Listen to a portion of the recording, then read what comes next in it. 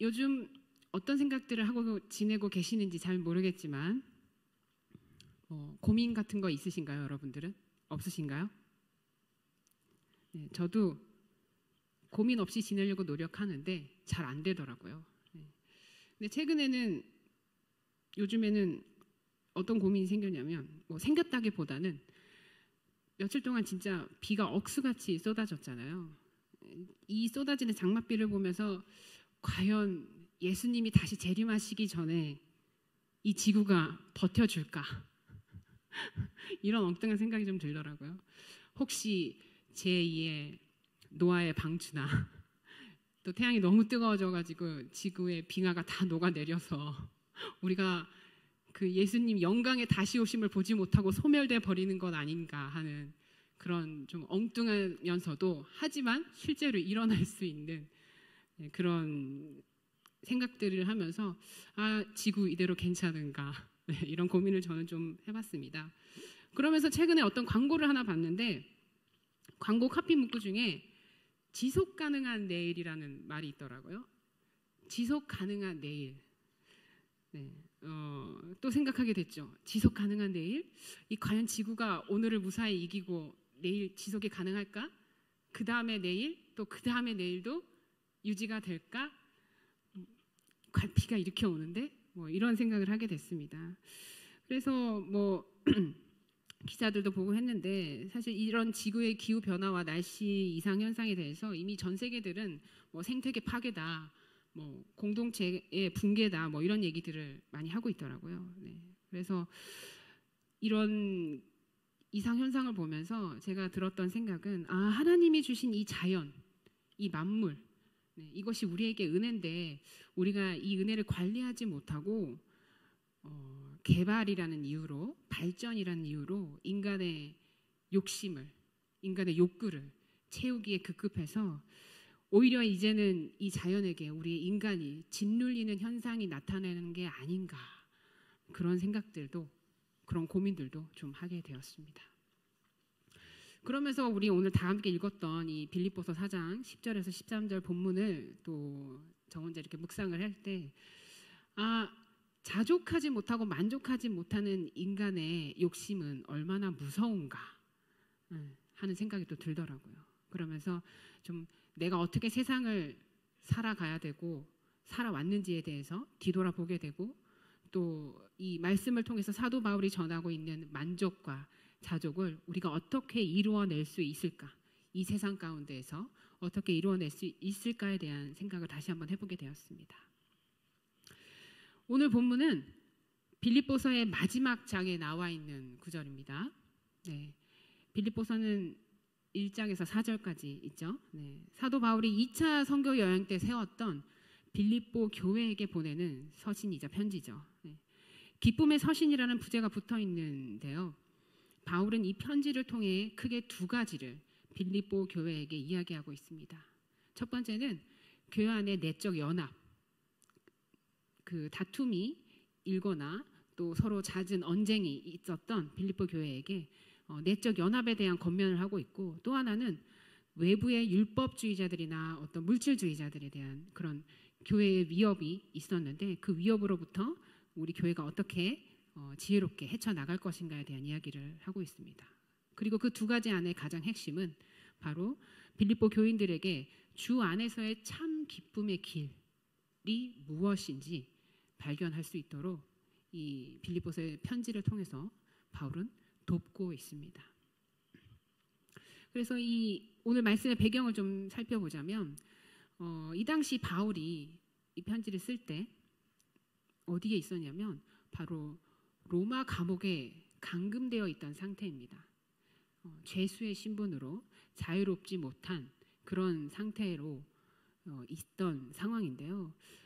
로마 감옥에 갇혀 있다라는 바울의 소식을 빌립보 교회 교인들이, 성도들이 듣고 바울을 위해서 이들이 성금을 모금합니다. 후원을 모금해요. 그래서 물질이 모이고 그 헌금을 모은 에바브로디도가 로마에 있는 바울에게 이것을 가져다 주기 위해서 그 험난한 여정을 또 헤쳐 갑니다. 그 가운데 에바브로디도도 병이 나고 뭐 여러 우여곡절이 많았지만 결국 로마 감옥에서 바울은 에바디도를 통해서 그 후원을 전달받고 또한 전달받은과 동시에 빌립보 교회에 대한 소식도 접하게 되었던 것입니다. 그 소식을 받고 우리 바울이 이 빌립보서를 감옥에서 쓰게 되었는데요. 자, 그래서 10절에 보시면 사도 바울이 빌립보 교회 성도들로부터 받은 이 사랑을 크게 기뻐한다라고 얘기하고 있습니다. 내가 주 안에서 크게 기뻐함은이라고 되어 있죠. 네. 바로 이 에바브로디도를 통하여서 받은 그 빌립보 교회 성도들의 그 큰 사랑을 이렇게 보면서 생각하면서 기뻐한다라고 바울은 표현하고 있는데요. 바울이 이렇게 빌립보서의 여러 구절에 걸쳐서 이 교회에 대한 사랑을 나타내고 있어요. 네. 근데 이 빌립보 교회가 이렇게 사도 바울로부터 사랑을 받는 것은 왜 그러냐면 사실은 사도 바울을 여러 번 도왔습니다. 여기 10절에 보시면 너희가 나를 생각하던 것이 이제 다시 싹이 남이니 너희가 또한 이를 위하여 생각은 하였으나 기회가 없었느니라 라고 말하고 있는데요. 이 말은 바울이 한동안 빌립보 교회를 떠나 있을 때 빌립보 교회와 사도 바울이 소식이 끊어졌던 때가 있어요. 그때 사도 바울이 어디에 있는지 모르니까 빌립보 교회가 그 후원을 할 수 없었던 적이 있어요. 그래서 그 후원이 끊겼다가 이제 바울이 로마 감옥에 갇혔다는 소식을 듣고 다시 후원이 연결되면서 그 연결된 것에 대한 바울이 이야기를 하고 있는 것입니다.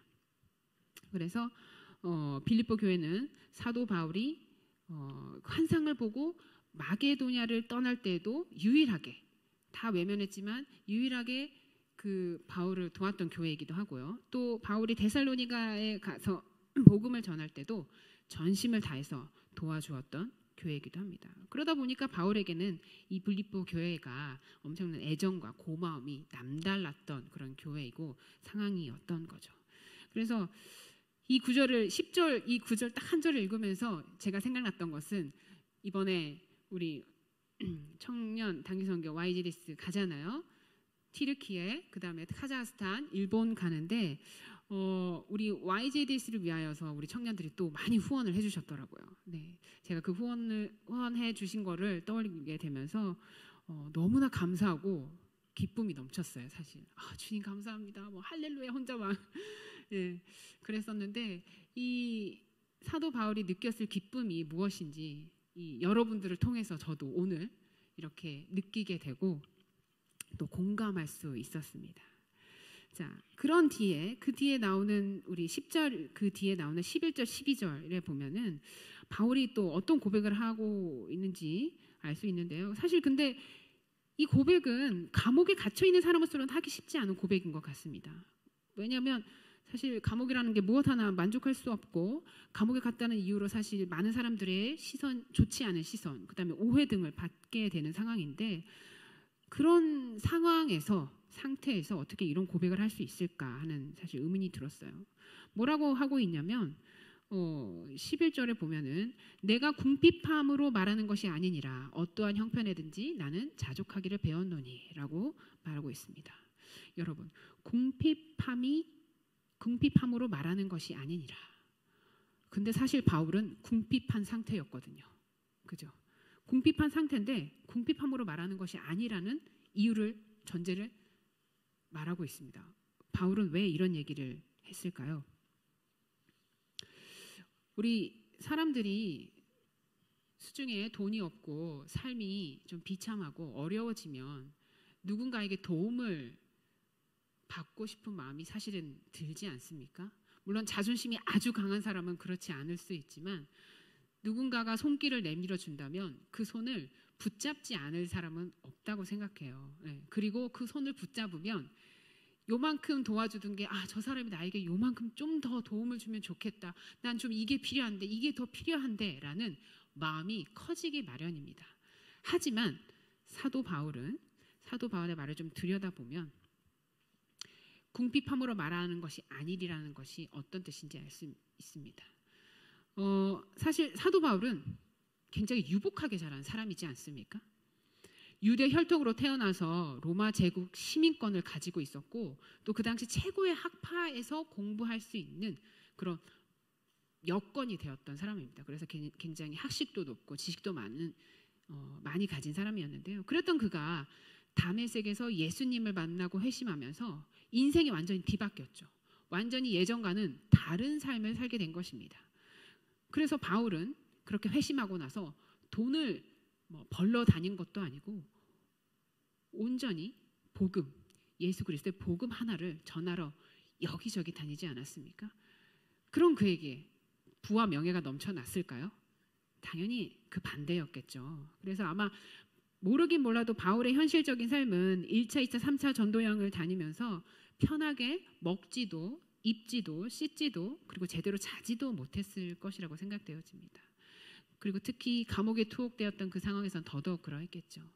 그렇다면 궁핍할 수밖에 없는 그가 궁핍함으로 말하는 것이 아니리라고 하는 이유는 바로 빌립보 교인들에게 감사를 전하고 자신이 후원을 받아 기쁨을 전하지만 더 이상 그들에게 그 어떤 후원을 요구하거나 더 바라는 마음이 남아있지 않다는 뜻을 내비추기 위함이었습니다. 그러면서 그는 빌립보 교회 성도들에게 나는 자족하기를 배웠다라고 이야기하고 있는 것입니다. 그렇다면 여러분, 자족한다라는 건 무엇입니까? 자족이 무엇입니까? 이 자족이란 말은 헬라어로 아우타르케스라고 하는데요. 스스로 만족한다라는 의미를 가지고 있습니다. 그래서 내가 지금 무엇이 없어도 그것에 불평하지 않고 비굴해지지 않고 또 반대로 무엇이 많이 있다 하더라도 그것에 대해서 거스름을 피운다거나 교만해지지 않는 것을 뜻합니다. 그러나 여러분, 아까도 말씀드렸다시피 사람은 궁핍함 속에서 자족하기란 정말 쉽지 않습니다. 하루 이틀 정도의 어려움이야 견딜 수 있죠. 하지만 이것이 지속적으로 점점 더 궁핍함으로 빠져들 때는 그런 삶이라면 누구나 열등감, 수치감, 패배감, 좌절감 또는 죄책감까지 밀려와서 결국에는 나 자신을 탓하거나 남을 탓하게 되거나, 그죠? 우리 입술에서는 감사가 넘치기는커녕 불만과 불평이 나오게 되겠죠. 그래서 그 궁핍함을 해결하기 위해서 어떤 사람은 범죄를 저지를 수도 있고요. 또 어떤 사람은 주변의 도움을 자꾸만 기대하게 될 수도 있습니다. 그러나 바울은 그런 상황 가운데서도 기뻐하고 자족한다는 말로 빌립보 교회 성도들에게 이야기하고 있는데요. 그 자족함이 어떤 것인지 또 12절에 나와 있습니다. 같이 12절을 함께 읽어보겠습니다. 시작. 나는 비천에 처할 줄도 알고 풍부에 처할 줄도 알아. 모든 일 곧 배부름과 배고픔과 풍부와 궁핍에도 처할 줄 아는 일체의 비결을 배웠노라. 아멘. 배고픔과 풍부와 궁핍의 어떠한 상황에도 처할 수 있게 되었다. 즉 모든 상황에 나는 만족하게 되었다라고 말하고 있는데요. 바울은 여기에서 이 구절에서 알게 되었다는 표현을 두 번 또 사용하고 배웠다는 표현을 또 사용하고 있습니다. 즉 자족함을 배웠다라는 것인데요. 이 배웠다라는 말은 풀이해 보면 일순간에 터득되어지는 것이 아니라 삶의 굴곡 속에서 대가를 치르고 지불하면서 하나님 뜻으로 씨름하는 그 과정 속에서 진정한 자족함을 깨닫게 되었다라는 것입니다. 그 깨달음이 곧 하나님의 은혜인 것입니다. 바울이 이 당시에 몇 번 정도 1차, 2차, 3차 전도여행을 하면서 몇 번 정도 감옥에 갔다 왔을까요, 여러분? 우리 주변에 감옥 한 번만 갔다 오신 분들도 막 무서워, 같은 동네 살면 떠나게 해주세요 막 그러잖아요. 학자들의 그 주장에 의하면 한 4번 정도 다녀왔다고 합니다. 근데 그 4번을 다니면 붙잡히면서 모질게 매 맞을 때도 있고 갇혀가지고 막 잠을 못 자고 힘들 때도 있고 굉장히 쉽지 않은 삶을 살았어요. 그래서 그는 그 과정에서 하나님의 은혜를 알게 되고 이런 삶의 시련과 어려움이 왔을 때 그게 이게 단순한 풍파가 아니구나라고 느꼈던 겁니다. 이것을 내가 이겨내고 자족함을 배우는 과정으로 그는 삼았던 것입니다. 훈련의 기간으로 삼았던 것이죠. 자, 그렇다면 여러분에게 있어서 자족함을, 만족함, 내 삶의 자족함을 배운다는 건 무엇입니까? 우리에게는 어떤 의미가 있을까요? 바울이 빌립보 교인들에게 자신이 배운 귀한 경험을 나누고 주고 싶었던 것은 자신의 이 삶의 경험이 자족함을 배우는 이 훈련이 굉장히 중요했기 때문이었겠죠. 먼저 이 자족함을 배운다라는 것은 우리에게 있어서 모든 환경을 수용하고 적응해 나간다는 의미가 있습니다. 사실 우리는 우리 삶의 어려운 일을 당할 때 겪을 수 있지라고 해요. 하지만 실제로 그 일이 탁 내게 오잖아요. 받아들여지기 힘들어요. 왜 내게 이런 일이, 내가 불치병에 걸리거나 큰 사고를 당하거나 아니면 부모님이 막 갑자기 아프시거나 내 가족이 누가 큰 사고를 당했거나 어떤 어려움이나 큰 문제에 놓이게 되면 그럴 수 있지가 되지 않고 왜 이런 일이라고 우리는 먼저 그렇게 생각하게 됩니다. 받아들이는 게 쉽지 않죠. 그죠? 그렇기 때문에 우리는 이 과정 가운데에서 모든 환경을 수용하고 적응해 나갈 수 있는 그런 어떤 환경적인 중요성을 깨닫게 되는 것입니다. 그래서 훈련의 도구로 삼을 수 있게 되는 것입니다. 두 번째로는 그리스도의 물질에 관한 훈련이 들어 있습니다. 이 자족함에는 그리스도인이라면 가난하게 살아야 할지 부유하게 살아야 할지 여러분 혹시 고민하고 있지 않으세요? 나는 가난하게 살 것이다. 아니, 예수님을 믿는 사람은 부유하게 살아야지. 이 세상 누구보다도 떵떵거리면서 잘 살아야지. 또 이렇게 생각하시는 분들이 있을 수 있죠. 여러분의 생각은 어떻습니까? 가난하게 살아야 된다고 생각하는 사람들은 부자인 사람들을 좀 적대시하거나 비난할 수도 있겠죠. 그리고 반대로 잘 살아야 된다고 하는 사람들은 가난하게 살려고 하는 사람들을 복을 못 받았다, 자기 하나님께 복을 받지 못한 사람이라고 여길지도 모르겠습니다. 그러나 우리의 삶은 이렇게 이분법적으로 나누어지지 않죠. 잘 살던 사람이 못 살게 되기도 하고 못 살던 사람이 잘 살게 되기도 합니다. 그렇기 때문에 우리는 이런 물질의 비율에 따라서 우리 자신을, 우리의 삶을 재단하거나 판단하지 말아야 합니다. 또 그것 때문에 비굴해지거나 교만하게 행동하지 않아야 한다는 것입니다. 즉 어떤 형편에도 주님께 감사하며 그 안에서 살아가는 방법을 배워나가는 훈련이 매우 중요한 것입니다. 저도 이런 자족함의 훈련을 한 가지 했던 적이 있는데요. 이 얘기를 하려면 저희 아버지 얘기를 안 할 수가 없을 것 같아요. 뭐냐면은 저희 아버지가 굉장히 검소한 분이셨어요. 이제 짜다 못해 정말 짜다 할 정도로 굉장히 검소하셨는데, 그래서 뭐든지 아껴 쓰시는 분이었는데, 저는 그래서 그런 검소하고 아껴 쓰시는 저희 아버지의 모습을 보면서 어렸을 때 무슨 생각이냐면 우리 집 너무 가난하구나. 나 너무 불쌍하다. 저는 사실 어렸을 때 그런 생각을 많이 했어요. 근데 사실 그건 아니었더라고요. 네. 근데 어떤 경험이 있었냐면은, 여러분 요즘에 목욕탕 가시는 분 계세요? 목욕탕, 대중 목욕탕 없죠? 네, 없을 것 같은데 요즘에는 워낙 집에서 다 그런 문화가, 샤워하는 시설이 다 잘 되어 있으니까. 네. 너무 옛날 옛적 얘기인가요? 저 어렸을 때만 해도 일주일에 한 번씩 모든 가정이 다 목욕탕을 가는 문화가 있었어요. 근데 일주일에 한 번 가는 거예요. 토요일일 때. 그렇다면 나머지 평일은 어떻게 해요? 집에서 다 목욕을 하는 거예요. 근데 이 목욕을 집에서 할 때 여름에는 괜찮아요. 근데 겨울이 되면 이제 저는 문제가 되는 거예요. 너무 힘든 거예요. 스트레스가 되는 거예요. 왜냐하면 아버지가 보일러 기름을 아낀다고 온수를 딱 일정량만 딱 받아놓고 거기에 찬물을 섞어서 샤워를 하라는 거예요. 근데 여러분도 씻어봐서 알잖아요. 겨울에는 막 따뜻한 물 이렇게 쫙 이렇게 맞으면서 몸을 이렇게 쫙 녹이고 이렇게 좀 마사지, 온수로 마사지 아닌 마사지를 해야 되는데, 어렸을 때 그 추운 거기 욕실에서 막 이 물 떠다 놓고 막 그걸 한 바가지씩 이렇게, 그게 너무 싫었어요. 왜? 다른 집 친구들은 어떤지 모르겠는데 왜 나는 이렇게 살아야 되지? 막 너무 싫은 거예요.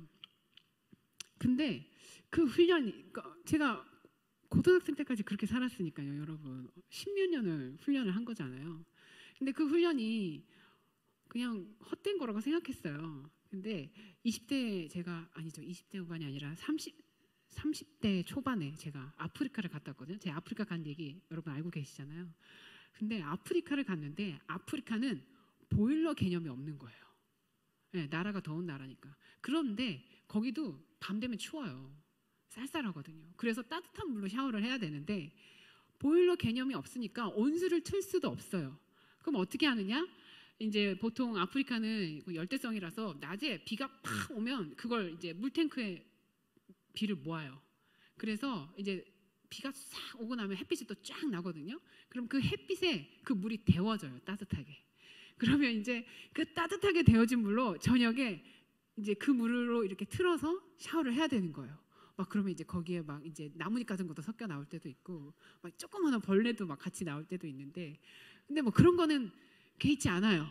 이제 따뜻한 물이 나오니까. 근데 그 물이 또 많이 나오는 게 아니에요. 또 저만 샤워를 하는 게 아니잖아요. 거기에 이제 선교 오신 여러 지체들이 같이 샤워를 하는데 이제 늦게 씻으면 따뜻한 물이 안 나오는 거예요.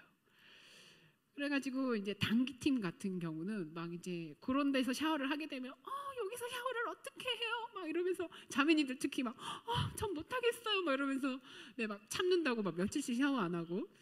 근데 저는 그게 훈련이 되더라고요.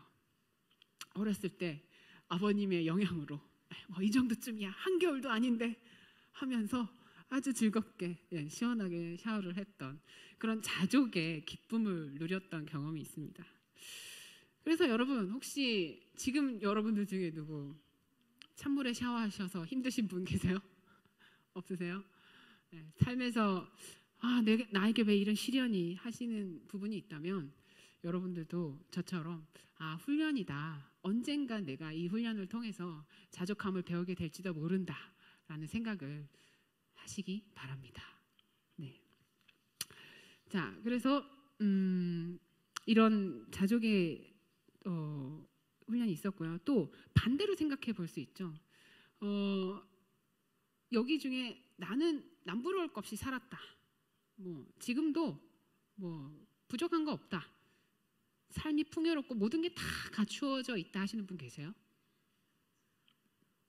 네, 있어요. 거기 있는 것 같은데. 네, 그럴 수 있죠. 네, 그런데 사실 돈도 있고 건강도 있고 신앙도 깊고 교회도 잘 다니고 공부도 잘하고 부모님 속도 안 썩히고 이렇게 완벽한 사람이 있을 수 있지만 한번 생각해 보세요. 그 모든 갖추어진 것에서 만약에 단 한 가지가 사라진다면, 그렇다면 그 사람은 어떤 상태가 될까요? 굉장히 불안한 상태가 되겠죠. 내가 완벽했는데 풍족했는데 그게 하나가 없어졌어. 네. 아마 평생 극도의 불안감에 시달릴 수도 있습니다. 네. 그래서 이렇게 풍요로운 것도 사실은 온전하게 자족할 수 있다고 볼 수는 없습니다. 그래서 이 자족을 배운다는 것은 빈곤하거나 또 비천하거나 또 풍요롭고 부하다고 해서 다 할 수 있는 것이 아니라 각자의 삶에 맞게 하나님께서 그 환경에서 각자에 맞게끔 그렇게 자족을 배울 수 있게 하여 주시는 것입니다. 그래서 우리는 그 훈련을 이어나갈 때 감사함으로 나아가야 할 필요가 있겠습니다. 바울은 복음을 전하는 과정에서 많은 고난을 겪고 또 자신의 의지를 꺾으면서 하나님께 순종함으로 나아갔습니다. 그리고 그 순종함으로 나아가면서 하나님이 일하심을 믿고 또 그것을 통해서 그리스도를 알고 또 그 그리스도의 고난에 동참하였습니다. 그리하여서 그 예수 그리스도께서 부활의 능력과 죽으심을 보여주셨을 때 사도 바울은 그것을 본받아 나아가면서 자신의 삶에 자족의 능력을 배워나갔던 것입니다. 그렇기 때문에 자족이라는 것은 여러분 체념하거나 어떤 것을 포기하는 것과는 또 다른 것입니다. 그저 그리스도 한 분만으로 만족하는 것이라고 볼 수 있습니다. 13절에 보시면 이 그리스도 한 분만으로 충만하다는, 자족하다라는 이 사도 바울의 고백이 이어지는데요. 13절을 제가 한번 읽어드리겠습니다. 내게 능력 주시는 자 안에서 내가 모든 것을 할 수 있느니라. 아멘. 네. 이 말씀 또한 내가 모든 것을 할 수 있느니라가 되게 굉장히 유명한 구절로 우리 알고 있죠. 그래서 이 표현 하나 때문에 많은 사람들이 이것을 자신의 어떤 말씀으로 받아들이고 이렇게 얘기하고 있습니다. 뭐 유명하신 운동 선수, 그죠? 뭐 또 많은 이렇게 앞에 나와서 간증하는 사람들이 이 빌313이라고 해요. 빌413. 네, 빌413의 이 구절을 가지고 저 하나님이 저에게 주신 말씀입니다라고 붙들고 가는데, 근데 우리가 이런 말씀에 대해서 좀 정확하게 파악할 필요가 있을 것 같아요. 좀 오해를 하고 계시는 부분들이 있는데 무엇이냐면, 이 내가 모든 것을 할 수 있느니라 이 부분만을 가지고 마치 하나님으로부터 모든 인생의 문제를 해결받고 능력을 소유하게 된다거나, 또는 하나님께서 능력을 발휘해 주셔서 나의 모든 환경이 다 이겨내지고 내 삶이 성공하게 된다라는 뜻으로 받아들이고 이해하게 되는 경우가 덜어 있더라고요. 하지만 이 말씀은 그런 뜻이 아닙니다. 즉 모든 것을 할 수 있다는 말이 아무거나 다 할 수 있다는 얘기가 아니에요. 예를 들어서 저는 음악을 전공했는데 내가 모든 것을 할 수 있다, 내가 뭐 과학자가 될 수 있다, 내가 뭐 미술가, 화가가 될 수 있다, 이런 얘기가 아니라는 뜻입니다. 이 말은 11절, 12절에 근거하여서 부하든지 가난하든지 만족하는 법을 배웠다는 의미를 지니고 있는 것이고, 상황이 해결되지 않더라도 나 자신의 변화로 그 상황에 만족하게 되었다는 뜻을 나타내고 있습니다. 바울이 말하는 모든 것을 할 수 있다는 것은 그 환경이 문제가 되지 않는다는 뜻인 것이고, 그래서 바울은 모든 상황을 뛰어넘어 자족할 수 있는 일체의 비결을 배웠다라고 말하는 것입니다. 그런데 여러분, 사실 우리는 이 말씀대로 그렇게 인정하면서 살아가고 있나요? 솔직하게 생각했을 때 우리는 어떠한 삶의 행복은 물질적인 풍요와 내적 만족이 어느 정도는 있어야 된다고 생각합니다. 여기에서 그렇게 생각하지 않으시는 분 계세요? 돈도 어느 정도 필요하고 내 안에 내적 만족감, 행복함이 있어야지, 내가 사랑하고 사랑받고 이런 만족감이 어느 정도 채워져야지 내 삶은 살만하구나 라고 아마 다들 모두들 느끼시고 계실 거예요. 그죠? 그렇기 때문에 열심히 일하고 열심히 돈 벌고 또 열심히 무언가를 내 걸로 만들고 소유하려고 하잖아요. 그죠? 근데 그렇다면 바울은 왜 이런 세상의 관점과 이해를 거부하고 이렇게 말하는 것일까요? 여러분, 왜라고 생각하십니까? 왜냐하면 물질적 풍요나 우리 내적 만족은 우리가 바라는 것을 채우면 그게 만족이 될 것 같지만 결코 만족이 되는 법이 없습니다. 막상 그것을 가지거나 이루고 나면 더 큰 것을 희망하게 되고 더 큰 것을 갈구하게 되는 것이 인간의 모습입니다. 저도 그랬어요. 제가 이제 지금 이사를 준비하고 있는데 이제 이사를 하려고 하니까 그 이사갈 집에 필요한 가구들이 있더라고요. 그래서 인터넷으로 가구를 검색을 하는데 처음에는 20만 원, 30만 원짜리 가구가 보이는 거예요. 너무 예뻐요. 나 이것만 있어도 내가 거기서 막 살 수 있겠다 막 그런 거예요. 근데 좀 더 찾다 보니까 웬걸 100만 원, 200만 원짜리 가구가 막 눈에 들어오기 시작하면서 이 정도 퀄리티면 너무 행복하겠는걸, 막 욕심이 끝도 없이 생기는 거예요, 여러분. 제 스스로가 체감했어요. 우리의 물질적 풍요나 내적 만족감으로는 결코 그 자족을 이룰 수 없다라는 것을요. 자, 그래서 사도 바울은 빌립보 교인들에게 모든 것을 할 수 있다, 자족할 수 있다라고 말을 할 때에 뭐라고 전제를 하고 있냐면 13절에 보시면 내게 능력 주시는 자 안에서라고 말하고 있습니다. 능력 주시는 자 안에서라는 것은 바로 무엇일까요?